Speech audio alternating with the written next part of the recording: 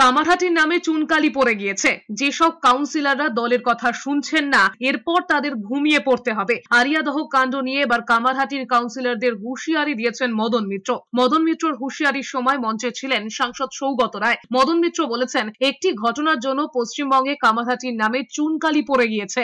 2026-এ যারা দিদিকে বলে কাউন্সিলর হবে ভাবছেন, তার আগে এখান থেকেই তাদের নাম কাচি হয়ে যাবে। এখানেই থামেননি মদন মিত্র। তিনি আরো বলেছেন, বেলঘরিয়া আরিয়াদহে গুন্ডারাজ বন্ধ করতে পুলিশ কমিশনারের অফিসে মিছিল গেলে সবার আগে তিনি যাবেন। কান খুলে শুনে রাখুন, আপনাদের উপর নজর রাখা হচ্ছে।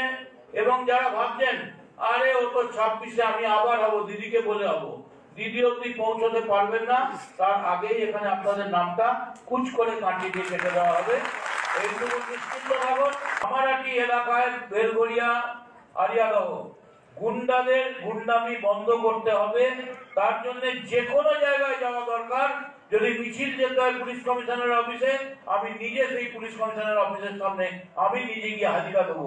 এদিকে মদন মিত্রর কাউন্সিলরদের হুঁশিয়ারি নিয়ে বিজেপি নেতা অর্জুন সিং বলছেন, পুরোটাই আই ওয়াশ ছাড়া কিচ্ছু না।